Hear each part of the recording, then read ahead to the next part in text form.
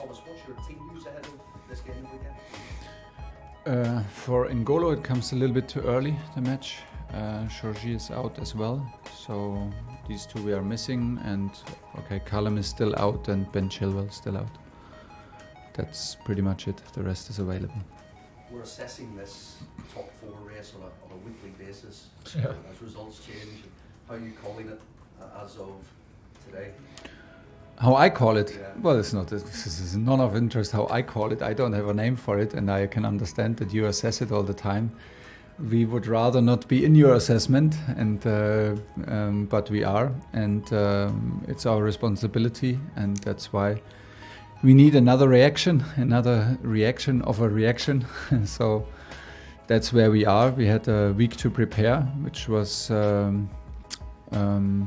nice, but not nice because we preferred to play Champions League. But it was nice to have the team, to have influence in training, to set the focus on the things we want to improve, and we need to, well, we want to meet our standards, and we demand a lot from us. I think there are a lot of reasons why it's maybe also sometimes normal to drop in intensity and to drop in the level of effort, but as we are an elite sports team and an elite sports club, and we compete on a very very high level of this sport, there's not much room for normal behavior. We want elite behavior, and this includes me. So we need to step up, show another reaction, and show that we can play better, we can have more impact and more effort in the matches, and start from there on tomorrow. The football continues with the ongoing backdrop of the takeover. What have you been told this week about developments, and are you confident everything is? I've been told last week that we have a preferred bidder and things are going forward. So it's a pretty important week now for the club, but I was not involved. I was fully focused on the pitch, but after what I heard last week, I'm confident.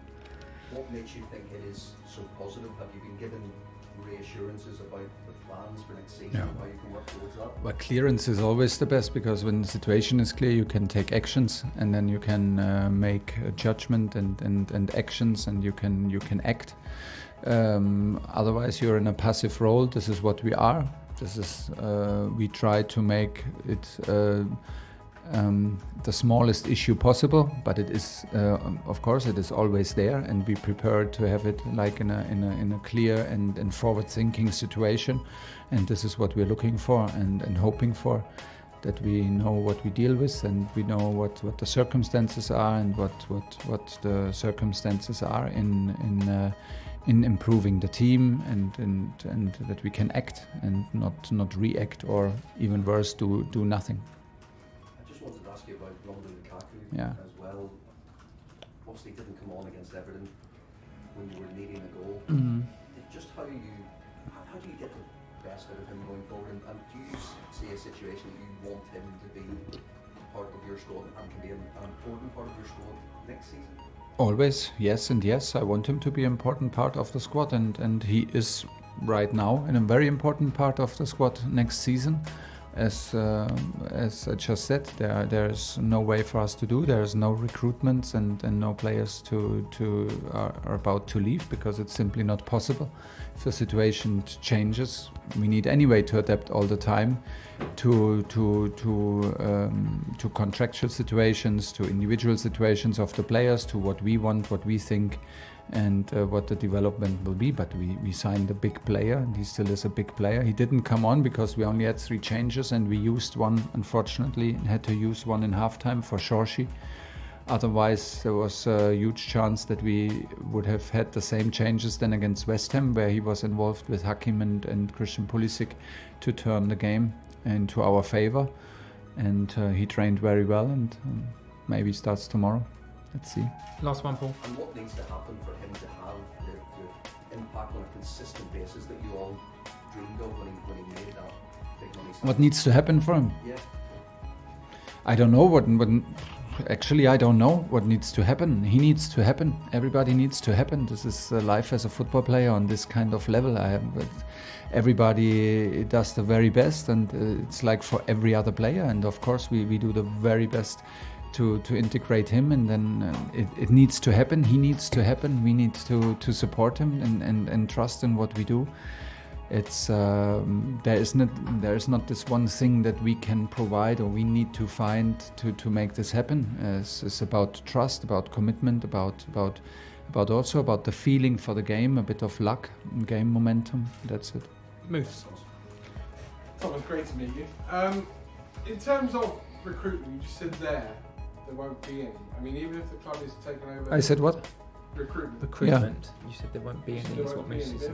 There is none in the moment. Yeah, not possible. It will be taken over the club before the transfer window opens.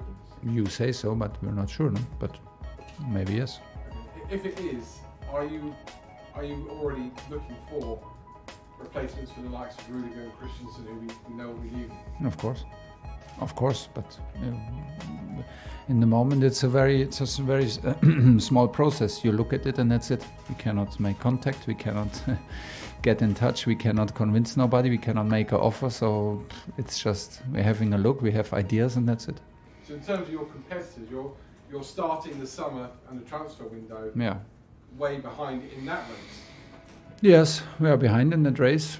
We said before, yes. But look, it will be maybe a disadvantage, but not a decisive disadvantage. Whatever team it is, we will be competitive because we are competitors, and the club will always be strong. So even if things turn out and it's the exactly same squad, we will arrive for the very first match to win the match. We have never done anything else, and we will not do anything else. We have ideas, and we have clear ideas how to improve, how to freshen up the squad, how to improve the squad, how to bring new energy, new quality.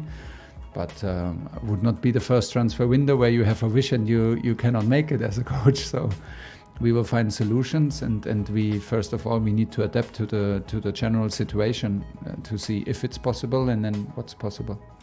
Regarding the ownership as well and the takeover, would that be an explanation as to some of the recent results the team have had? I mean, does it affect the team, what's happening at that level of the club? It surely affects the team, but I cannot tell you to which degree.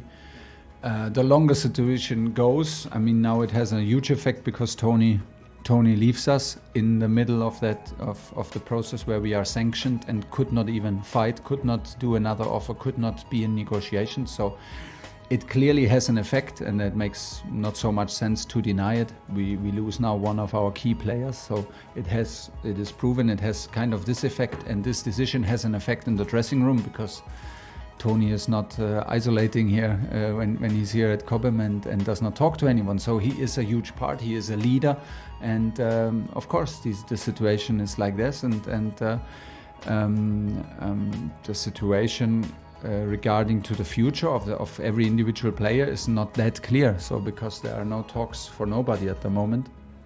So yes, we try to minimize that influence. I think it's the most important to accept it and to not use it as an excuse. So if there's a certain degree of distraction, a certain degree of uncertainty, okay, we accept it, but there is still like another 100% to reach, and this is still our level.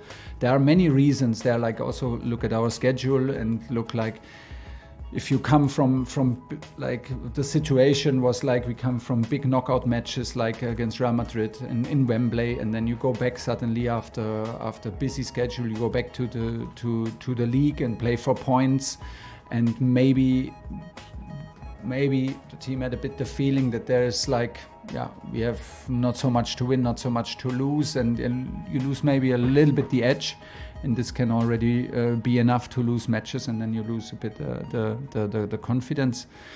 And so there are many reasons, and it is maybe also normal that it happens, and we are at the same point than in the very beginning, but normal is hard to accept, or maybe not hard to accept for us because we demand more than normal, and we are in a type of elite situation where normal does not bring us to the goals that we demand from ourselves. So we have to fight it, go against it against ourselves, against the normal maybe behavior to drop a little bit and be back on top level. It starts with physical input from tomorrow on. And the last one from me. It's a big end to the season because suddenly from being comfortable in third, I don't know whether you're looking at Arsenal and Spurs thinking they could both catch us. And obviously you've got to get some form together because you've got a big cup final next week. Absolutely. And anyway, what we need to install, what we want to install anyway, is like to be in this kind in the mentality and the mindset on a daily basis, or let's say every 3 days, what it takes, whatever it takes, no matter if it's a cup game, if a Champions League game, or it's a normal league game. This is where maybe we need to close the gap as well. So there are reasons for it, like why the gap is that big, and there are reasons like maybe why the teams behind us could catch up. But there's no reason why this should continue like this. So the next moment to stop it is tomorrow, and I'm absolutely convinced that we have also enough reasons and to trust us and to believe in us, and there is no need for major doubts. So what took us there is the most important, and was hard work, determination, big effort, and this is what we need on the highest level, and then we are a competitive team. Once we drop in, like not in significant matters, but a little bit here and a little bit there, we are obviously a team that can also lose or drop points against everybody, and we don't want that. Lindsay, PLP. Hi Thomas, just to slightly further expand on the recruitment that was mentioned, just because I know it's been put to you about the gap between Chelsea and Manchester City and Liverpool this season. Is there any fear or worry that you're going to miss out on players that other rivals are maybe going to end up getting? And when you talk about having these plan Bs, is that majorly looking at the loanees that you've got out at the minute and bringing those potentially back? Well, the loanees have to come back anyway, so there we are very selfish in that, and that's our right. They come back for a point, so we have the pre-season with them, and they can show that they can play the role that they wish for, and they are our players, so they are back anyway. And whoever takes a place needs to do anything to keep the place, and the race is on from first day in pre-season.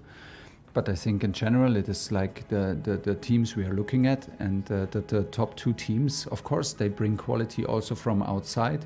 You need to be very good in recruiting, very good in scouting, very good in decision making, all of us, to sign the players who are like the best fit, who bring the mentality, the mindset, the positional profile that you need to improve the squad, because this is also here on a very high level, and who need to help us to install a kind of a consistency, because we are capable of producing big moments, big matches, big weeks, but we lack, and like I said, there are reasons for it, not only in the last weeks but also through the season, and for some reasons we are not to blame, for injuries and for COVID situations where we were a bit unlucky how it hit us. And that's it, but there's no major doubt, and there's for sure no fear, because we're still talking about sports, and I'm in general a very positive person, and a person that believes that things will turn out in a good way, because it's in our hands to make them good. So whatever comes and whatever will come, we will start the next season at some point in early July as Chelsea Football Club, and whoever's on the training pitch will need to be ready, that we push him to the limit, and we will be in there for 100% and ready for the fight. We will never give in before, and we will never make excuses, but a part of being competitive is, of course, also being competitive in signings and being competitive on the transfer market. Of course, it's also reality. Last one, Lindsay. Just one more from me, just ahead of the weekend with Wolves. They've had a very mixed season, certainly ending it quite indifferent to how they have been at different periods. Yeah. Does that make it difficult for you to know what to expect from Wolves this weekend? Yeah, a little bit. They had problems in the very beginning with the results, and then they were very, very strong over a large part of the season. They struggled with results in the last weeks. Obviously, yeah, everybody sees that. This is a given. If you go a bit deeper into the statistics and deeper in the analyzing of the game and the matches of them, you see that it's still very, very difficult to create chances. It's very difficult to bypass their defenders. They defend very, very disciplined, and we will not. For me, it's not possible to hurt them by pure ball possession. We experienced that kind of game in the first match, where we struggled a bit in the first half with their structure on the ball. We didn't allow anything. We defended very well, but we struggled also to create. So we need to be very aware of the moments where it's possible to accelerate the game. It's so far in the season and also in the last matches almost impossible to catch them on a counter-attack, because they protect them. They are very well protected when they attack. So yeah, it is. We need a good mix between patience and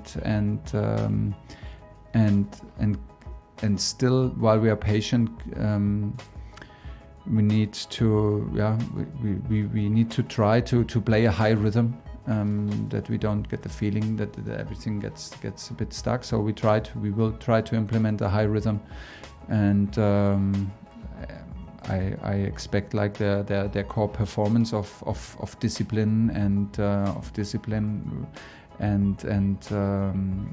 very well structured team. Okay, last two in the broadcast section, Nick and then Simon to finish. I don't know if you saw Christian Pulisic's dad, his tweet, which was then deleted, but he was saying that he said that he's in a sad situation, and his dad talked about his love for the club, his teammates in London. He did delete it, obviously, and also it's not Christian saying that, so I understand there's a distinction there. But is there an issue there?